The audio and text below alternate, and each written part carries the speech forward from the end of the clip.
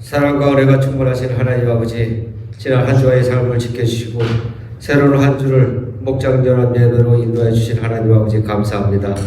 오늘도 힘겨운 발걸음으로 나오신 우리 어머니 권사님들과 함께 예배하게 하시니 더욱 감사합니다. 권사님들 건강으로 팔다리의 근력을 더하여 주셔서 늘 함께 이 시간 감사와 찬양으로 하나님을 예배하는 은혜로 가득 채우시도록 인도하여 주옵소서.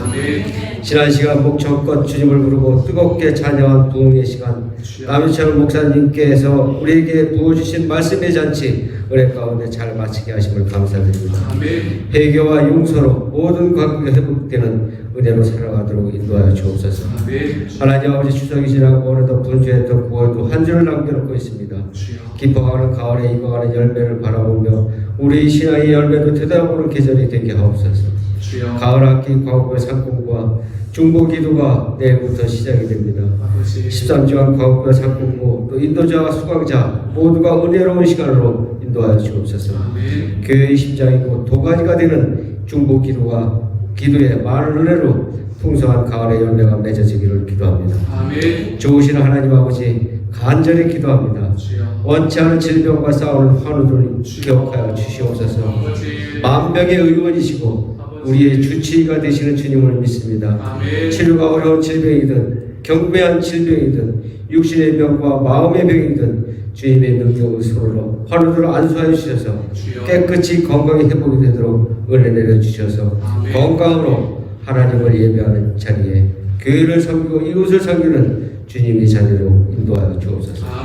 하나님 아버지 목장에서 함께 기도하고 또 섬기는 선교사님들 계십니다. 선교사님들 사역에 풍성한 열매를 맺게 하시고 가정의 평화를 주시옵소서. 물질적으로 어려움 겪지 않게 하시고 복음을 전할 때 입술에 능력을 부어주사 한 영혼이 죽게 돌아오는 역사가 나타나게 하옵소서. 천겨진 변경으로 새로 섬기게 되는 이장할 목장과 케냐 목장 선교사님들 더욱 강건케 하여 주옵시고 축복하여 주옵소서. 하나님 아버지, 우리 또 RT와 또 크라우즈 조이랜드 함께하는 예배와 하늘새 쌍방 우리 자녀들 섬기는 전도사님들과 교사들에게 힘과 능력을 더하사 지치지 않게 하시고 우리 자녀들 신앙은 든든히 세워나가는 사역을 잘 감당하게 하여 주옵시고 가정과 직장에 주님 은혜가 넘치는 축복과 오늘 부모와 함께하는 예배 더욱 은혜가 가득한 예배가 되도록 인도하여 주옵소서. 목사님을 위해서 기도합니다. 생명의 말씀을 전하시는 목사님께 성령 충만함을 더해 주시고 주님의 말씀을 듣는 저희들이 은혜 받는 귀한 시간으로 오늘 말씀으로 한 주간의 삶을 힘을 얻게 하시고 믿음으로 승리하게 하옵소서. 오늘 예배를 위해 섬기는 성도님들을 기억하여 기도합니다. 교회와 목장 또 하나님을 향한 섬김과 사랑을 기억하여 주옵소서. 섬기는 성도님들을 통하여 교회와 목장이 더욱 든든하게 서게 하시고 주 안에서 복되게 하여 주옵소서. 아름다운 찬양으로 인도한 주비 찬양팀 또 예배부 미디어팀 오늘 친교 음식을 준비하신 방혜근 집사님 가정과 모든 손길 위에 축복하여 주시길 간구하며 우리 주 예수 그리스도 이름으로 기도드립니다. 아멘.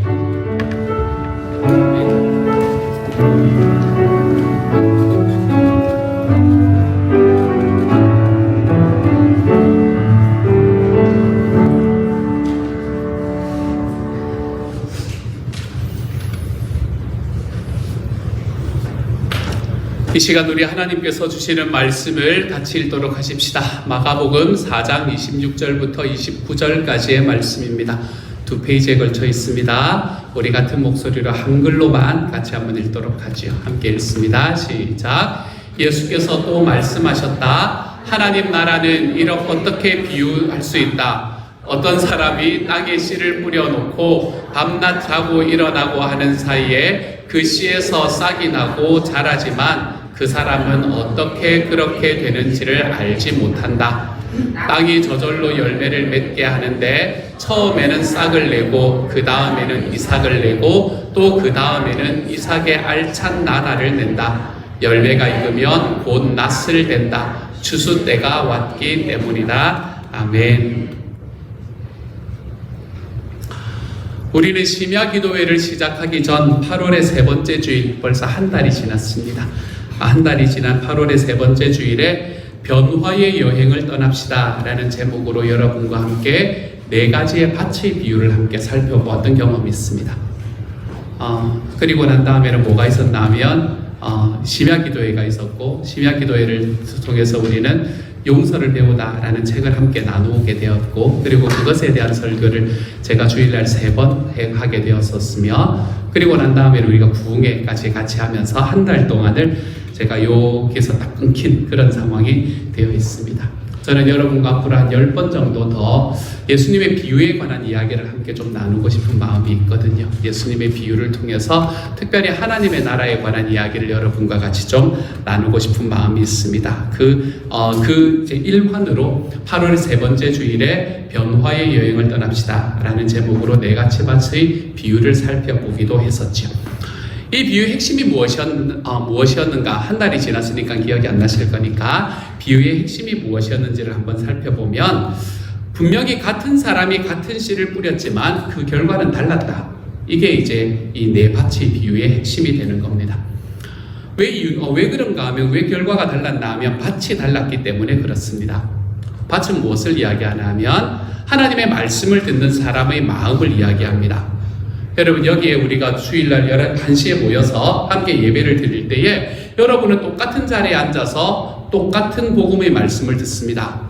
그런데 어떤 사람은 이 말씀으로 거듭나고 자라가고 열매를 맺는 사람이 있나 하면, 어떤 사람은 여전히 버림을 받은 상태에 머물러 있기도 하고, 또 어떤 사람은 전혀 영적인 성장과 열매를 못 맺는 사람도 있습니다. 왜 그렇습니까? 그것은 마음의 밭의 문제다라고 우리가 지난번 한 달 전에 나누었던 말씀에서는 이야기를 하고 있는 겁니다. 이 비유의 가르침은 시대를 막론하고 하나님의 백성들에게 너무나 중요한 원리 하나를 이야기를 해주고 있는 겁니다. 그게 뭔가 하면, 여러분, 씨가 문제가 아니다, 이걸 이야기를 해주고 있는 거예요. 씨가 문제가 아니라 밭이 문제다, 이걸 말하고 있는 겁니다. 그러므로 씨를 뿌리는 사람은 하나님께서 주신 씨인 하나님의 복음, 이것을 그냥 신실하게 뿌리면 됩니다. 씨가 문제가 있는 게 아닙니다, 여러분. 그런데 사람들에게는 4종류의 마음밭이 존재합니다. 우리가 교회 안에서 또한 세상을 향해서 예수 그리스도의 복음의 씨를 뿌릴 때에도 하나님의 말씀을 받는 마음의 상태는 이 4가지로 나뉠 수 있게 됩니다. 그러므로 씨가 맞느냐 아니냐, 이걸 고민하지 말고 마음밭에 지금 뿌려질 만한 마음밭인가 아닌가, 이것을 바라보면 된다라는 이야기를 드렸던 것이 한 달 전에 제가 여러분과 함께 나누었던 말씀입니다. 한 달 전의 말씀을 다시 언급하는 이유가 있습니다. 그 이유는 오늘 우리가 함께 나눌 말씀인 이 씨가 자라는 비유, 이것은 마가복음의 순서로 보면 4가지 밭의 비유 직후에 예수님께서 하신 말씀이기 때문에 그렇습니다.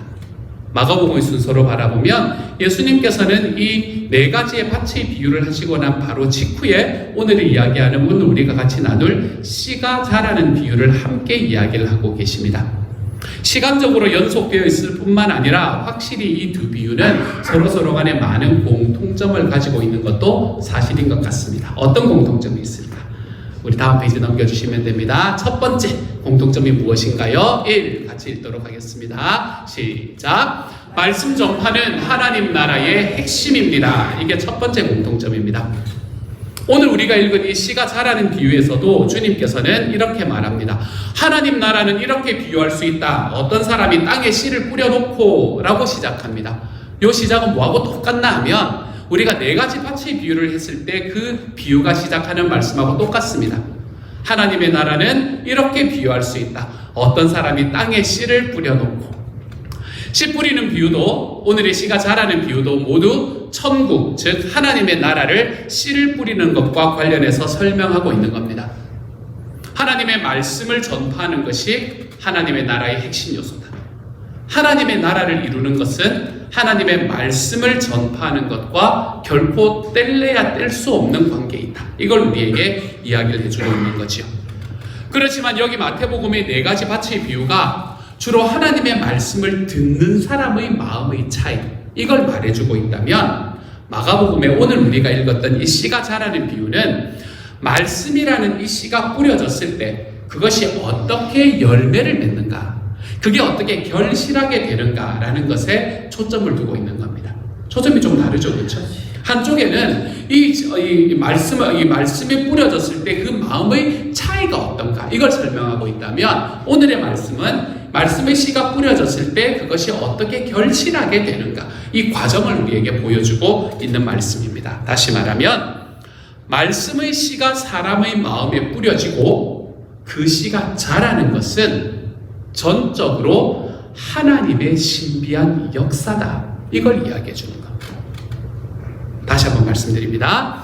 말씀의 씨가 사람의 마음에 뿌려져서 그 씨가 자라는 것 있잖아요, 그렇죠? 그것은 전적으로 하나님의 신비한 역사다, 이걸 이야기해 주고 있는 겁니다. 두 번째, 이 두 가지의 이 비유가 가지고 있는 공통점은 무엇인가? 2번 같이 읽습니다. 시작. 하나님의 나라는 시간을 두고 완성된다. 뭐를 두고 완성된다고요? 시간을 두고 완성된다고요. 이게 대단히 중요한 메시지입니다. 여러분, 오늘의 말씀을 보면, 우리가 읽어보면 아시겠지만 농부는 씨를 뿌렸습니다. 27절을 보면 밤낮 자고 일어나고 하는 사이에 그 씨에서 싹이 나고 자랐다라고 이야기합니다. 이건 뭘 말합니까? 뭐가 흘렀다는 걸 말해요? 시간이 흘렀다는 겁니다. 씨를 뿌리고 난 다음에 밤에 자고 낮에 일어나고 하는 사이에 씨가 싹이 나고 자랐다라는 말은 시간이 흘렀다, 그것도 상당한 시간이 흘렀다라는 걸 이야기해 주는 겁니다. 농부가 씨를 뿌리고 나서도 물론 많은 수고를 합니다. 하지만 농부가 하는 가장 최고의 수고는 뭔가 하면 제대로 된 씨를 잘 뿌렸는가, 이게 농부가 하는 가장 중요한 노고가 되는 겁니다. 여러분, 지금 생각나는 과일이 뭐가 있는지, 먹고 싶은 과일 생각나는 게 뭐가 있습니까? 포도. 누가 포도라 그러셨나요? 포도 하나 사드려야 되겠구나. 포도를 먹고 싶다고 생각이 없어요. 내가 포도를 먹고 싶어서 포도를 이제 열매를 맺으려고 키우고 있는데, 내가 처음에 뿌리는 씨를 뭐를 뿌려요? 사과 씨를 뿌렸다. 그리고 난 다음에 온 힘을 다해서 그것을 기르려고 노력해도 거기에 포도가 납니까? 안 납니까? 안 납니다. 농부가 진짜 중요한 것은 뭔가 하면 올바른 씨를 올바른 자리에 뿌리는 게 너무 중요합니다. 이게 되고 나면 그 다음에는 좀 그거 하고 게으름도 좀 부리고 잘 시간을 조금 늦추고 그렇게 하더라도 그 씨는 결국에는 포도를 맺게 되어 있는 겁니다. 만일 여기서 어긋나면, 만일이 우리가 여기서 그 제대로 된 씨를 뿌리느냐라는 것에서 어긋나면 다른 모든 수고가 아무리 많은 땀을 흘린 것이라고 하더라도 그 모든 건 헛된 것이 됩니다. 왜냐하면 그거 내가 원하는 것을 맺지 못하기 때문에 그렇습니다. 그래서 신앙에 있어서 시간이라는 요소는 대단히 중요합니다. 그런데 우리는 언제나 조급합니다, 여러분.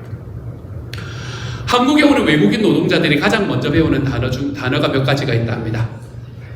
대충 분위기를 보시니까 그 단어인 것 같지요, 그렇죠? 하지만 요즘에 오면은 그것보다 더 빨리 배우는 단어가 있답니다. 마음이 아프지만 소주라는 단어를 제일 먼저 배운답니다. 마음이 아프지 않습니까? 사장님 소주요, 이것부터 먼저 배운다는 이야기를 제가 들었습니다. 그런데 어쨌든 이 외국인 노동자들이 우리나라에 와서 배우는 몇 가지 단어, 가장 먼저 배우는 몇 가지 단어 중에 하나는 분명히 빨리빨리라는 단어입니다. 그만큼 우리 민족은 꽤나 조급한 민족인 것 같습니다. 그런데 신앙이라는 건 여러분 언제나 시간하고 관련이 있습니다. 신앙은 뭔가 하면 하나님의 때를 기다리는 겁니다. 이게 신앙입니다. 신앙은 하나님의 때를 기다리는 거예요. 근데 그냥 기다리는 것이 아니라 하나님께서 하나님의 방법으로 하나님의 때에 가장 최상의 결과를 성취하실 것이라는 것을 신뢰함으로 기다리는 것, 이게 신앙입니다. 그게 믿음이라는 거예요. 하나님의 부르심을 받던 성경의 모든 인물들이 다 그렇습니다. 그런데 그 중에서도 특별히 아브라함의 생애는 그것을 너무나 잘 보여줍니다. 하나님의 부르심을 받던 처음부터 아브라함은 자손을 약속받습니다. 근데 자손을 약속은 받았는데 그 약속이 주어지나요? 안 주어지나요? 안 주어집니다. 아브라함이 처음에 약속을 받았던 것이 그의 나이 몇 살 때였냐면 75살 때였어요. 75살 때. 제가 일부 예배 때 이걸 이야기를 할까요? 그랬더니 제 아내가 고개를 살려살려 흔들면서 하지 마라 그랬지만 억지로 했습니다. 그래서 2부 예배 때서 그래서 해보려고요. 제가 저 이번에 부흥회가 끝나고 난 다음에 자녀에 대한 이 마음이 이제 많이 가져가지고 그래서 저희 아내한테 슬쩍 물어봤죠. 뭐 둘째? 이렇게 이야기를 이제 했었습니다. 둘째 이야기를 했더니 저희 아내가 저한테 딱 했던 말이 그겁니다. 80까지 일해야 돼. 80까지. 그렇게 이야기를 하더라고요. 그래서 제가 그 이야기를 듣고 그러네? 이러고 제가 얼른 적었습니다. 제가 이제 52인데 지금 하면 53세 낳는다고 해도 80까지 일을 해야 된다는 소리에 얼른 적었습니다. 근데 여러분 아브라함은 75세인데 아직도 자녀가 없었던 거예요. 그때서야 비로소 자녀의 약속을 받았습니다. 그때만 해도 늦었잖아요. 75대 자녀가 없다는 것만 해도 늦었는데 문제는 뭔가 하면 바로 주어진 것도 아니라는 거예요. 실제로 하나님께서 그에게 주시는 자손을 받은 약속된 아들을 받은 것은 그의 나이 몇 살 때? 100살 때. 25년을 더 기다려서 100살 때 받게 된 겁니다. 그래서 아브라함의 신앙의 이야기는 여러분 다 뭐하고 연결이 되나 하면 시간의 요소와 다 뒤얽혀 있습니다. 이게 아브라함의 스토리입니다. 아브라함의 스토리는 다 시간과 뒤얽혀 있습니다. 이거는 제가 올 초에 여러분에게 시간에 관한 설교를 쭉 한번 시리즈로 했던 적이 있잖아요. 그죠? 그때 제가 아브라함에 관한 이야기를 하면서 좀 더 자세하게 말씀드렸던 경험이 있습니다. 시간이라는 것은 뭐를 동반하나 하면 기다림을 동반합니다. 시간은 기다림을 동반해요. 그래서 하나님께서 우리에게 가르치고자 하는 교훈은 뭔가 하면 우리의 삶에 있는 참된 신앙은 인내하는 믿음이다. 이걸 이야기하는 거예요. 다시 한번요. 우리의 삶의 참된 신앙은 뭐 하는 믿음이라고요? 인내하는 믿음이다. 이걸 가르쳐주고 싶은 거예요. 그래서 신약 성경은 우리에게 믿음으로 인내할 것을 계속해서 권면합니다. 믿음으로 인내해라. 믿음으로 참아라. 믿음으로 인내해라. 이걸 계속해서 권면합니다. 그런데 여러분 우리가 인내에 대해서 잘못 생각하시는 부분이 오해가 있는데 그 오해는 하나 풀고 가야 됩니다. 인내가 참고 견디는 것이다 라는 오해를 가지고 계시다면 푸셔야 됩니다. 여러분. 인내는 참고 견디는 것만을 이야기하는 게 아닙니다. 인내는 내가 인내하고 참은 결과로 받을 무언가를 기다리는 기다림 속에서 인내해야 되는 겁니다. 그게 인내의 핵심입니다. 그러므로 인내는 받을 것을 기다리는 게 인내예요. 내가 그냥 참고 버티면 지나가는 것, 이게 인내가 아니고요. 인내는 내가 받을 것을 기다림으로 지금 현재를 참아내는 것, 이게 인내라는 거예요.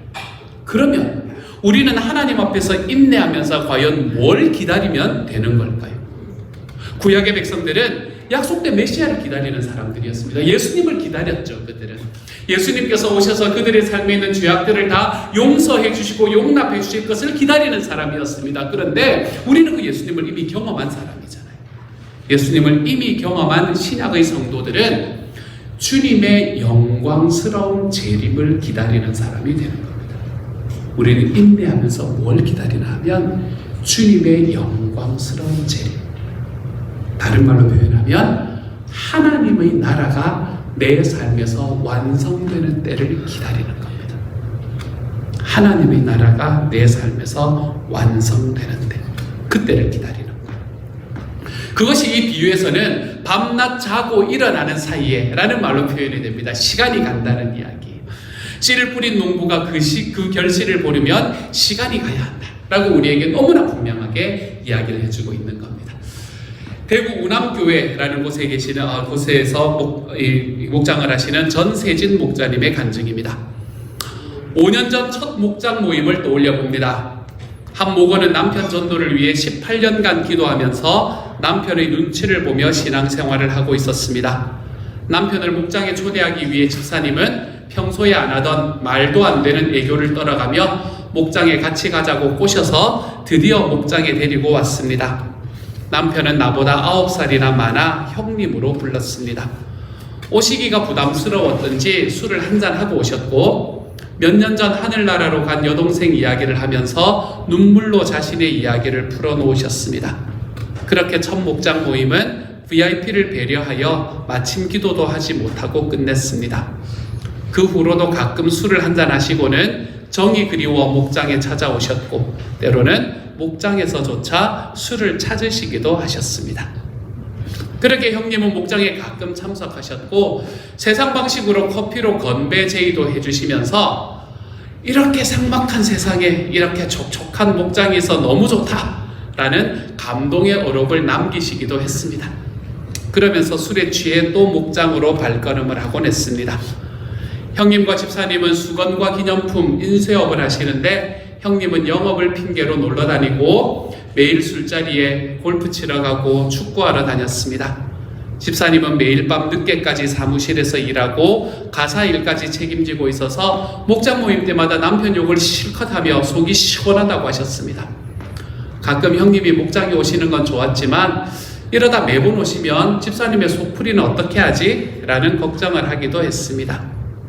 집사님은 남편과 살갗이 닿는 것조차 너무 싫다며 인생 최대의 목표는 아이들 다 키워놓고 황혼 이혼하는 것이라고 했습니다. 우울증 치료를 받고 있던 집사님은 목장 식구들과의 나눔과 섬김으로 우울증이 회복되고 남편에 대한 섬김이 회복되면서 기다려줄 수 있는 마음이 생겼고 기대가 생겼습니다. 집사님은 남편을 자신의 VIP로 삼고 화내고 짜증내던 것을 이해하고 기다려주며 섬기기 시작했습니다. 그러면서 가정의 행복을 되찾고 가정천국을 이루었습니다. 그렇게 1년 남짓 지나자 형님이 달라지기 시작했습니다. 형님이 목장 모임에 맨정신으로 오기 시작했고 세상 것을 다 내려놓지는 못했지만 교회에 등록하였고 새벽 삼공부도 하고 새벽 기도도 가끔 나왔습니다. 그리고 막내 동생 같은 목원들을 섬겨주었습니다. 지금은 아침에 뽀뽀로 집사님을 깨우는 닭살 부부가 되었습니다. 이러다 늦둥이 보실 것 같습니다. 형님은 말씀하십니다. 세상에서 예수쟁이들 바라볼 때는 도저히 이해가 되지 않았는데 목장을 통해 그들을 바라보니 이렇게 아름다울 수가 없다. 아름다운 사람 안에 사는 것이 행복이고 인생의 낙이라는 생각이 든다. 내가 의지하고 있던 세상의 것들의 허무함을 느낀다. 2015년 11월 마침내 형님은 분가하여 목자로 섬기고 있습니다. 분가 전에 확신의 삶 공부를 했는데 형님은 이런 말씀을 했습니다.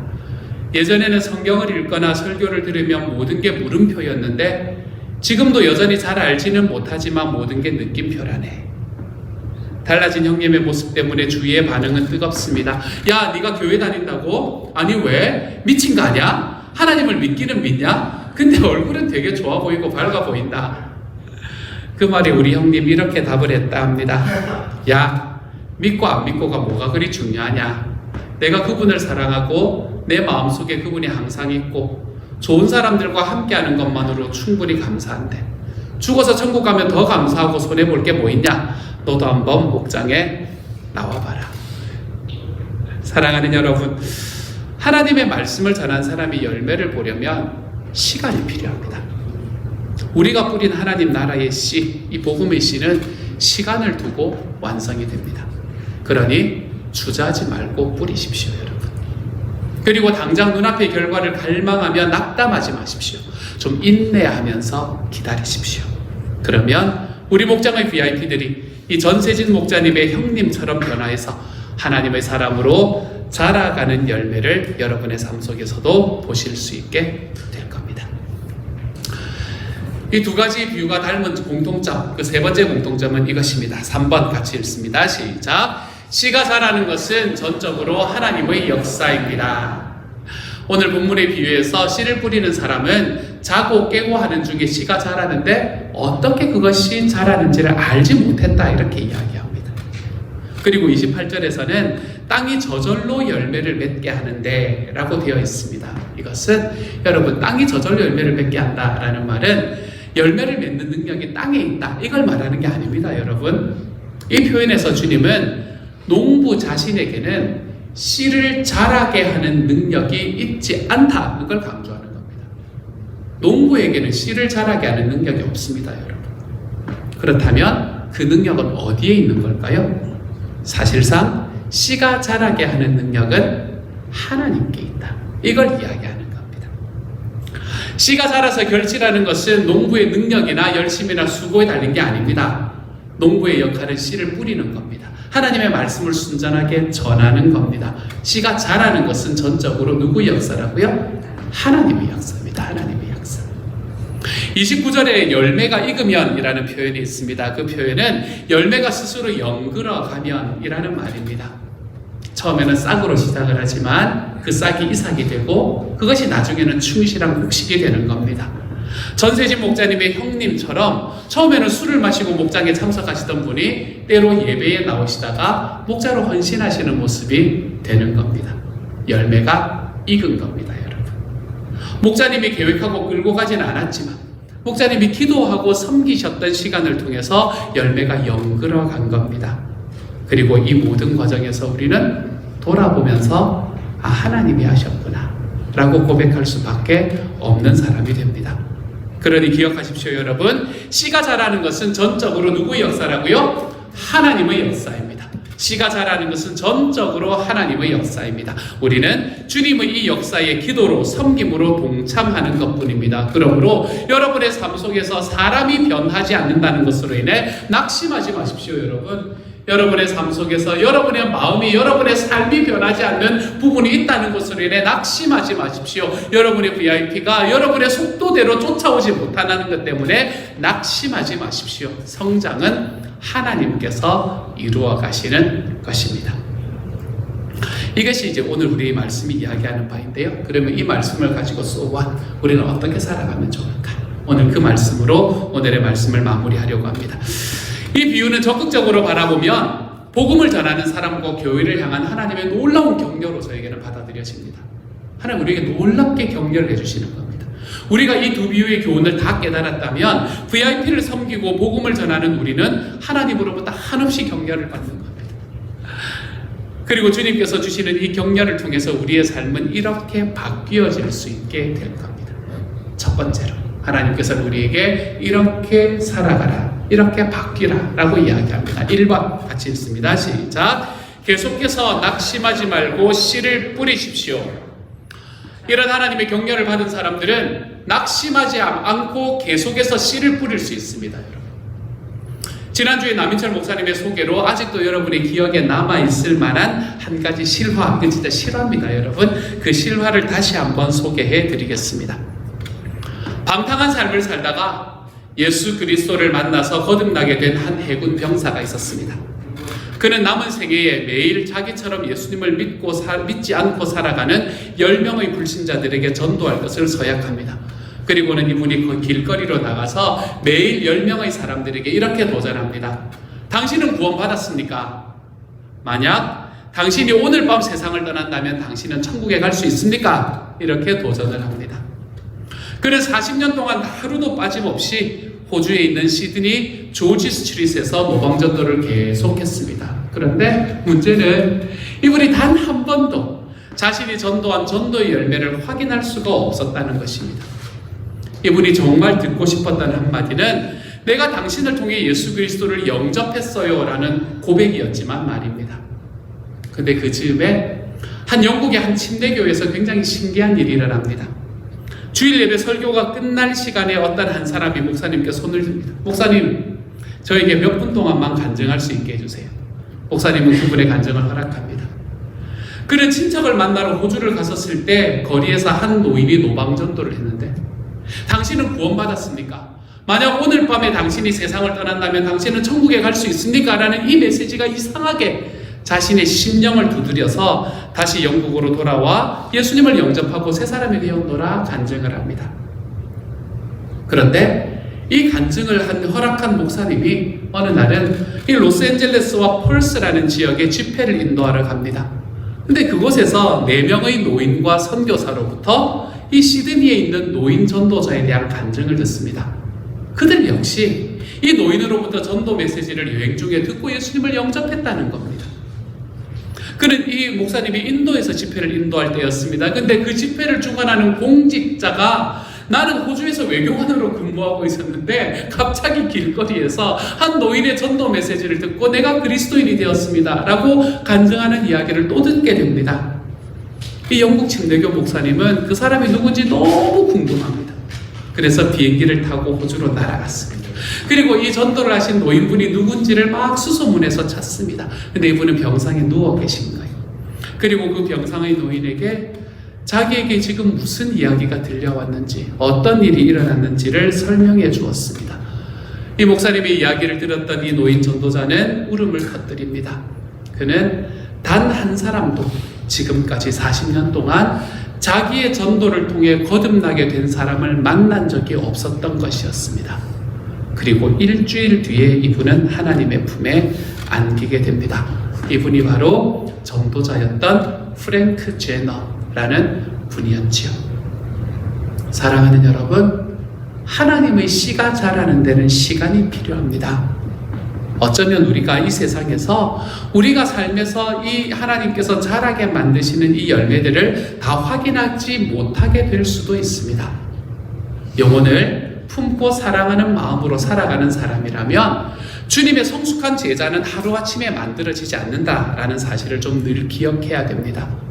하지만 당장에 내 눈앞에 보이는 결과가 없다고 해서 씨 뿌리는 것을 중단해서는 안 됩니다. 사랑하는 여러분, 낙심하지 마십시오. 계속해서 씨를 뿌리십시오. 열매는 주님이 맺게 하시는 겁니다. 그러니까 우리가 해야 되는 일은 씨를 뿌리는 일밖에 없습니다. 전도자 프랭크 제너의 스토리가, 전세진 목자님의 형님과 같은 스토리가 저와 여러분의 삶에도 간증처럼 채워질 수 있는 하나님의 사람들이 좀 다 되어가실 수 있기를 우리 주님의 이름으로 축복합니다.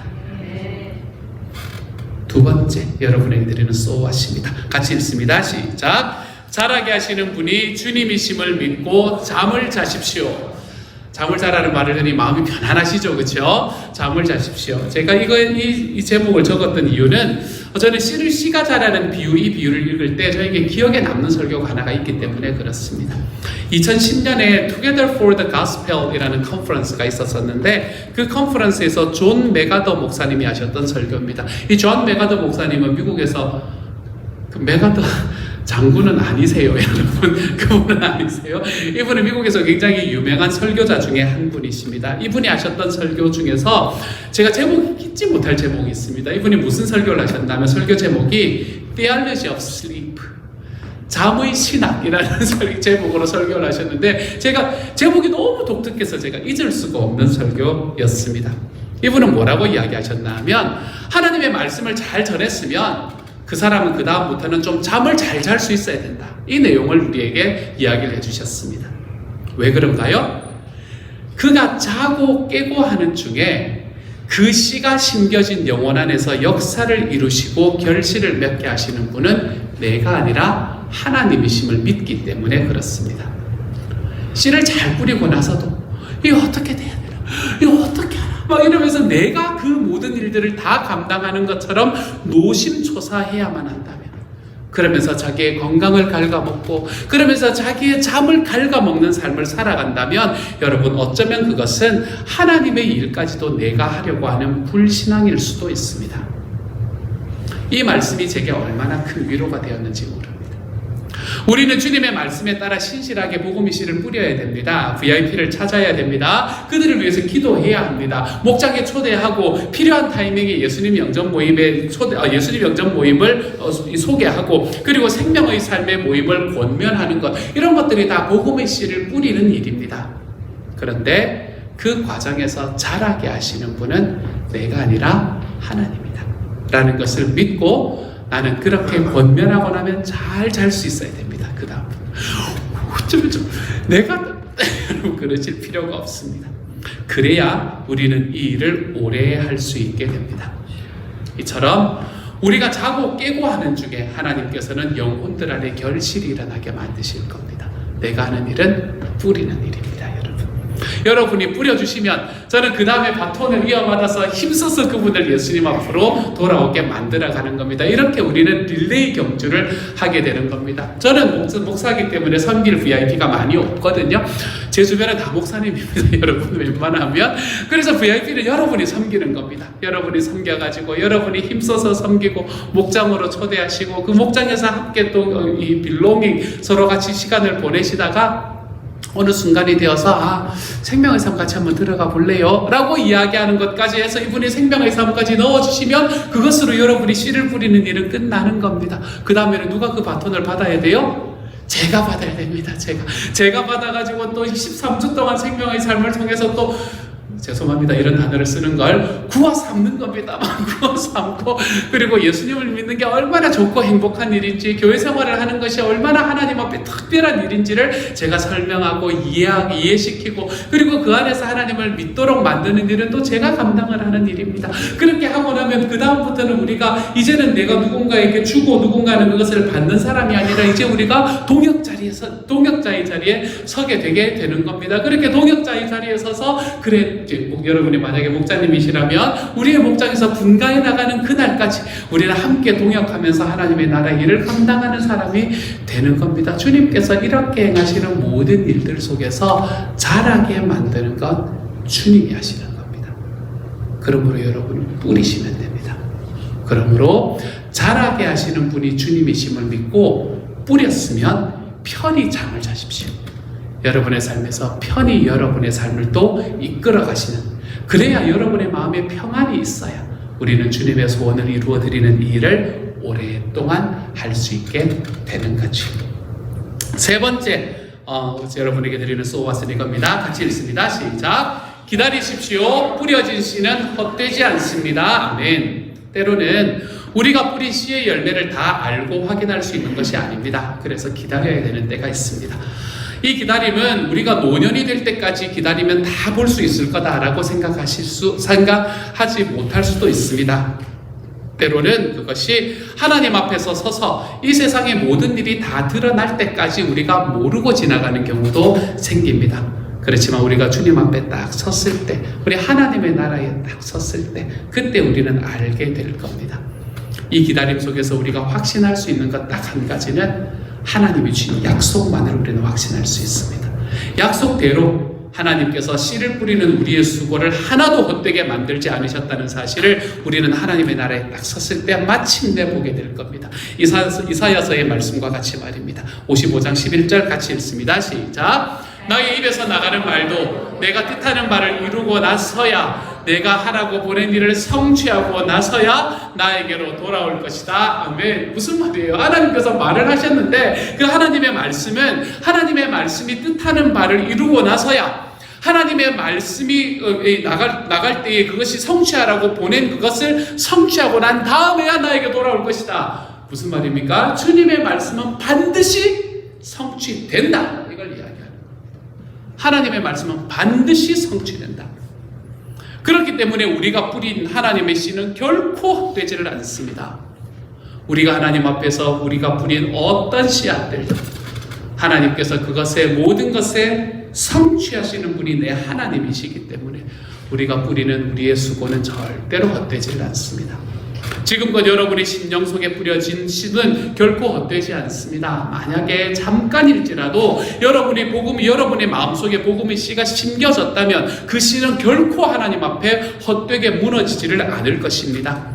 여기 우리의 소망이 있습니다. 그리고 우리가 씨를 뿌리는 사람이 되었다면 이 씨를 뿌리는 사람에게도 역시 하나님이 위로와 격려를 하고 있는 이야기입니다. 왜냐하면 우리가 뿌리는 복음의 씨앗이 어디에서 어떤 모습으로 뿌려졌건 그것은 결코 헛되지 않는다는 걸 우리에게 말씀해주는 하나님의 약속이기 때문에 그렇습니다. 주님이 뜻하는 바를 이루고 성취하고 나서야 주님께로 돌아갈 겁니다. 때로는 우리의 삶 속에서 우리는 이 일을 볼 수도 있을 것이고 때로는 우리가 그 결과를 보지 못하고 주님을 만날 수도 있을 겁니다. 전도자 프랭크 제너처럼 실제로 주님의 말씀이 성취되고 있는데 우리는 그것을 보지 못하고 있을 수도 있습니다. 하지만 우리가 천국에서 깰 때에 우리는 그 모든 열매를 확인하게 될 겁니다. 내가 주님의 나라에 딱 섰을 때, 내가 하나님의 나라에 딱 들어갔을 때, 여러분, 우리 주변에 구름처럼 몰려와서 내가 당신을 통해서 예수님을 알고 믿게 되었습니다 라고 이야기하는 사람들을 만나게 될 겁니다. 내가 뿌린 모든 씨앗들 하나하나가 하나님 앞에 열매 맺어서 내가 알든 알지 못하든 하나님께서 열매 맺게 하여 주셔서 내가 주님의 나라에 섰을 때 내 주변에 구름과 같은 증인들이 모여 내가 당신 때문에 예수를 믿게 되었습니다. 당신이 내 인생에 정말 가장 행복한 것을 주신 분입니다 라는 이야기를 들을 수 있는 사람이 되게 될 겁니다. 여러분, 이 영광스러운 만남이 기대가 되지 않습니까? 쭉 다가와서 내가 당신 때문입니다. 행간에 막 지금 고소공포증인데 막 행간에 막 지고 우리가 하나님 앞에서 섰을 때에 우리 주변에서 나 때문에 주님을 알게 된 애들이 나에게 다가와서 당신이 내 인생의 은인입니다. 이야기하고 이야기하는 그 이야기를 듣는 이 만남이 영광스러운 만남이 여러분 우리의 삶의 기대가 되지 않습니까? 그러므로 여러분 낙심하지 마십시오. 주님이 열매 맺게 하시는 것을 믿고 주무십시오. 그리고 뿌려진 씨는 헛되지 않음을 알고 기다리십시오. 이런 삶이 여러분의 일상이 되어갈 수 있는 저와 여러분이 되어가시기를 이번 한 주 살아가며 하나님께서 나에게 주시는 기다림 속에서 주님 제가 알든 알지 못하든 주님께서 열매를 씨를 자라게 하실 것을 믿습니다. 이 고백으로 우리가 하나님 앞에 씨 뿌리는 자리에 서는 것을 한 번도 주저하지 않을 수 있는 하나님의 사람들이 다 되어가시기를 우리 주님의 이름으로 축복합니다. 이 시간 한 번 더 기도하고 축도함으로 오늘 예배를 마칩니다. 이제 평안한 마음으로 세상에 돌아가십시오. 선한 일에 용기를 가지시며 악을 악으로 갚지 마십시오. 항상 연약한 자를 도우시며 병든 자를 찾아보시며 곤란당하는 이웃을 위로하십시오. 모든 사람을 존경하시며 주님께 봉사하고 주님을 사랑하십시오. 모든 일을 믿음과 사랑으로 행하시며 어떤 일에도 소망을 포기하지 마십시오. 그리고 거룩하신 성령님께 순종하여 기쁨과 감사의 생활을 해나가십시오. 우리 하나님 아버지는 여러분을 항상 도와주실 것입니다. 지금은 우리를 죄에서 구원해 주신 우리 주 예수 그리스도의 은혜와 하나님의 놀라우신 사랑하심과 성령님의 교통하시는 은혜가 우리가 복음의 씨를 뿌리면 주님이 열매 맺게 하실 것이라는 것을 믿고 뿌려진 씨는 헛되지 않을 것임을 알고 평안함 속에서 섬김에 낙심하지 않는 사람이 되어가기를 다짐하고 일어서는 모든 시온영락 식구들 한 사람 한 사람에게 지금부터 영원토록 함께 계시기를 간절히 축원하옵나이다. 아멘.